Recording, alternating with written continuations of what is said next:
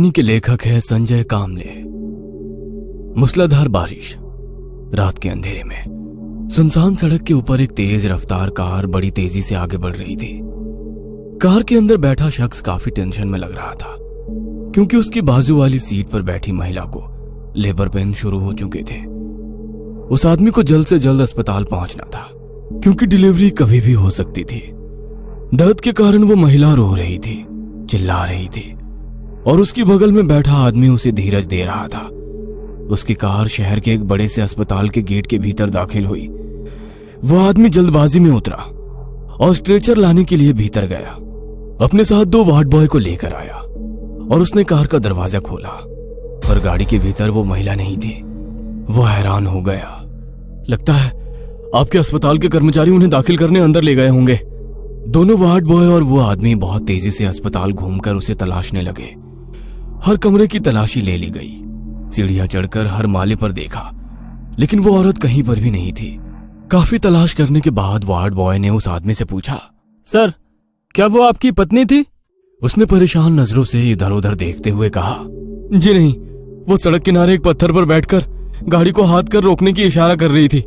मुझे उसकी हालत का अंदाजा आ गया, इसलिए मैंने उसे अपनी गाड़ी में ले लिया और अस्पताल ले आया। मतलब आपका भी सामना उस आत्मा से हो गया? आत्मा से? तुम कहना क्या चाहते हो? उस प्रेग्नेंट लेडी की कहानी यहाँ का बच्चा बच्चा जानता है। अगर आप इन बातों पर यकीन नहीं करते तो मैं आपको डराऊंगा नहीं। आपसे पहले भी कई राहगीर उस महिला को हमारे अस्पताल लेकर आने का दावा करते हैं। वैसे आपको जाना कहाँ था? मुझे जाना तो कहीं और था, पर उसे अस्पताल पहुंचाने के लिए इस रास्ते पर आ गया।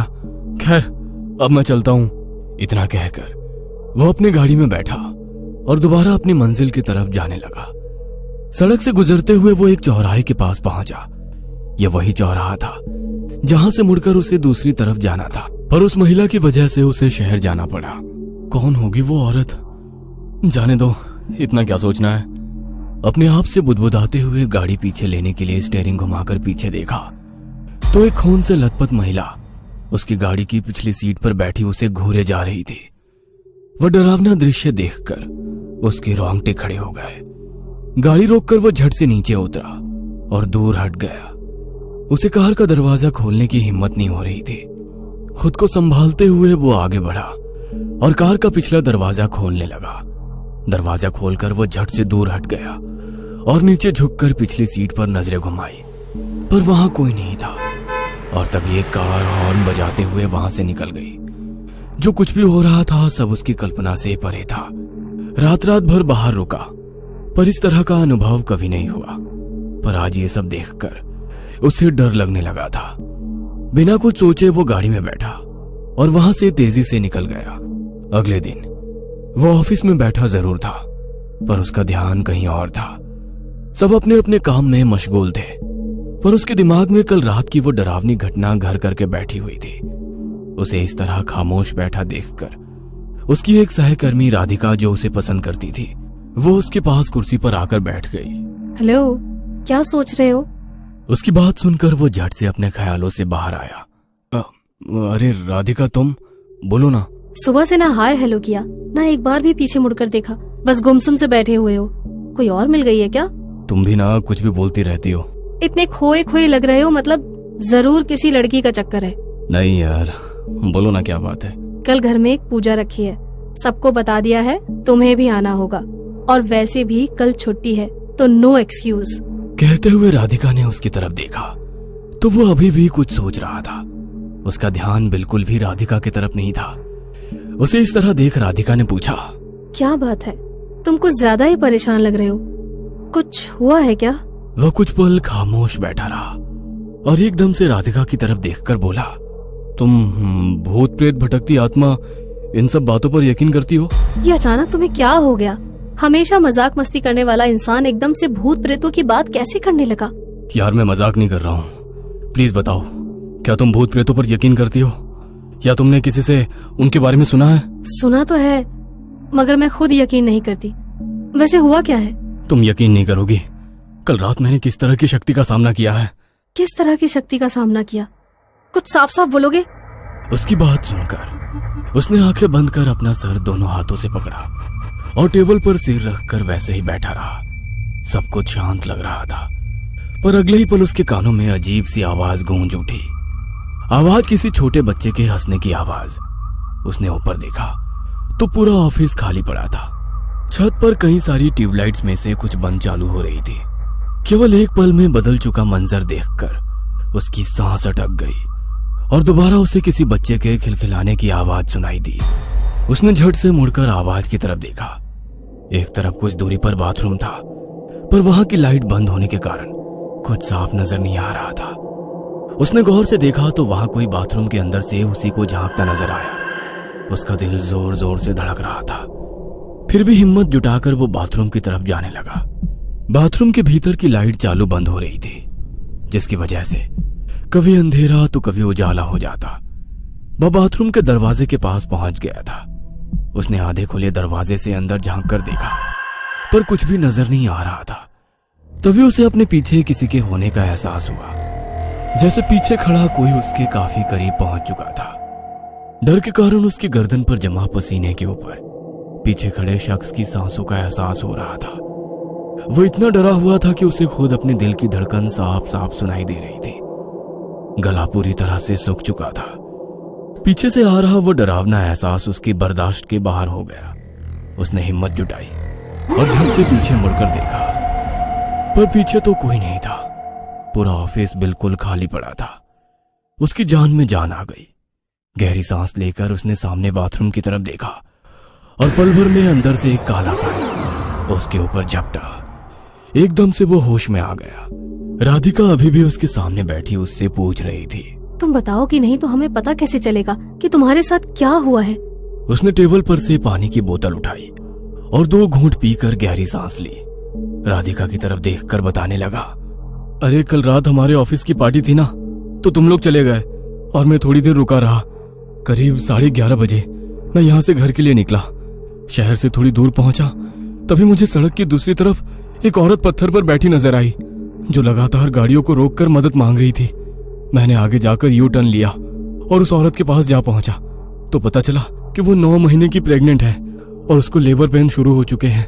मैंने बिना कुछ सोचे समझे उस औरत को अपनी गाड़ी में बिठाकर दोबारा शहर लौटा और अस्पताल में ले आया। पर जब हम अस्पताल पहुंचे तो पता चला कि वो औरत गाड़ी में नहीं थी। उसकी बात सुनकर राधिका ने मजाक में कहा, ओके, मतलब तुमने उस प्रेग्नेंट लेडी के भूत की मदद की है। भूत? हाँ, भूत। तुम पहले शख्स नहीं हो, कई लोगों ने यह अनुभव किया है। वो औरत जिसे तुमने लिफ्ट दी थी, उस औरत को 2 बेटियां थी और तीसरी बार प्रेग्नेंट थी, पर उसके घर वालों को बेटा चाहिए था। और जब रिपोर्ट में उन्हें पता चला कि इस बार भी उन्हें बेटी होने वाली है, तो उनका गुस्सा 7वें आसमान पर पहुंच गया। उन्हें अपनी जायदाद के लिए वारिस चाहिए था। उसे अपने रास्ते से हटाने की हर मुमकिन कोशिश वो करने लगे, पर लोगों का शक न जाए इसीलिए सोच समझ कर काम कर रहे थे। रात होते होते उस औरत को लेबर पेन शुरू हो गया, पर जानबूझकर घर वालों ने उसे अस्पताल नहीं पहुंचाया। वो रोती रही, अस्पताल ले जाने के लिए हाथ जोड़ रही थी और रात करीब 2 बजे वे उसे अस्पताल के लिए ले जाने लगे। रात का समय होने के कारण सड़क बिल्कुल खाली थी। सुनसान इलाका और सड़क के दोनों तरफ झाड़ियां देखकर उसके पति ने उसकी तरफ का दरवाजा खोला और चलती गाड़ी से उसे धक्का देकर फेंक दिया। कैसे वहशी लोग होंगे यार। फिर क्या हुआ? अगले दिन किसी राहगीर को वो औरत सड़क के किनारे गड्ढे में पड़ी नजर आई। पास में उसकी बेटी भी थी, दोनों मर चुकी थी। और उसकी 2 बाकी बेटियां? उन्हें कौन पालने वाला। एक दिन उनका बाप एक बड़े घर की चौखट पर उन दोनों को बिठाया, जो अनाथ आश्रम था, और चॉकलेट लाने गया, पर कभी वापस नहीं आया। ऑफिस खत्म हो गया था। एक एक करके सारे सहकर्मी ऑफिस से जाने लगे। राधिका की बताई हकीकत सुनकर उसे भी काफी बुरा लगने लगा था। उसकी आंखें नम हो गई थी। बगैर कुछ बोले उसने अपनी बैग उठाई और ऑफिस से जाने लगा। अपनी कार निकाली और अपने घर जाने लगा। आवाजाही काफी कम थी। घर पहुंचा और सारी घटनाएं उसके दिमाग में किसी बवंडर की तरह घूमने लगी। वह बेड पर लेटा जरूर था, पर उसे नींद नहीं आ रही थी। रह रहकर उसके सामने उस बेबस औरत का चेहरा आ रहा था। वो उठकर बैठ गया। उसने टेबल पर रखी चाबियां उठाई और घर से बाहर निकला। कार लेकर वो दोबारा शहर की तरफ जाने लगा। कुछ ही देर में वो उसी जगह पहुंच गया था जहां कल रात उस महिला को लिफ्ट दी थी। पल भर वहीं रुका रहा। इलाका काफी सुनसान और घनी झाड़ियों से घिरा हुआ था। दिन के वक्त जो गाड़ियां हर 2 मिनट में गुजरती थी, रात के वक्त वो बिल्कुल ना के बराबर हो जाती। अपनी गाड़ी में वैसे ही बैठा रहा। गाड़ी के दोनों तरफ के शीशे नीचे कर दिए थे। वह कभी सिर के ऊपर लगे शीशे पर पिछली सीट पर नजर डालता तो कभी दोनों खिड़कियों से बाहर देखता। अगले कुछ मिनट तक गहरा सन्नाटा पूरे इलाके में छाया रहा। अगले ही पल सामने वाले शीशे पर ऊपर से घने बाल नीचे सरकते हुए नजर आने लगे। ये देखकर उसकी जान हलक तक आ गई और फिर आधा चेहरा ऊपर से अंदर झांकता हुआ दिखाई दिया। उसने गाड़ी शुरू की और तेज रफ्तार से यू टर्न लेते हुए घर की तरफ दौड़ाई। सुबह हो चुकी थी। अच्छी तरह तैयार होकर वो अपनी गाड़ी में बैठ गया। राधिका के घर जाना था। वो भी राधिका को मन ही मन पसंद करता था। आज घर में पूजा भी थी, तो आज अच्छा मौका था उसे अपने दिल की बात बताने का। पर रह रह कर वो डरावनी बात उसके दिमाग को परेशान कर रही थी। अगर राधिका हाँ बोलेगी तो उसके साथ ये शहर हमेशा के लिए छोड़कर कहीं दूर चला जाऊंगा। राधिका के घर पहुंचा तो लोग बैठकर खाना खा रहे थे। टेबल पर रखी एक तस्वीर को लोगों ने काफी फूल माले चढ़ाए थे। शायद राधिका के घर में किसी की बरसी थी। उसे देखकर राधिका दौड़ते हुए आगे आई और बोली, तुम्हारा आना आज मेरे लिए सबसे इम्पोर्टेंट है। आज मेरी माँ की 14वीं बरसी है। उसका हाथ पकड़कर वो अपनी माँ की तस्वीर के सामने ले गई। राधिका अपनी माँ की तस्वीर के सामने हाथ जोड़े आंखें बंद करके खड़ी थी। उस तस्वीर को देखकर उसे समझ आ गया कि जिस प्रेग्नेंट औरत की आत्मा को उसने लिफ्ट दी थी वो राधिका की ही माँ थी। वह हैरान हो चुका था, पर अगले ही पल उसने खुद को संभाल लिया। उसने पॉकेट में हाथ डालकर एक छोटी सी अंगूठी निकाली और तस्वीर के सामने ही राधिका की उंगली में पहनाते हुए कहा, सासू माँ, आपकी बेटी से बहुत प्यार करता हूँ और शादी करना चाहता हूँ। आपका आशीर्वाद चाहता हूँ। राधिका ने आंखें खोलकर उसकी तरफ देखा, पर अब वो आंखें बंद करके राधिका की माँ की तस्वीर के सामने हाथ जोड़े खड़ा था और राधिका की आंखों से खुशी के आंसू बहने लगे।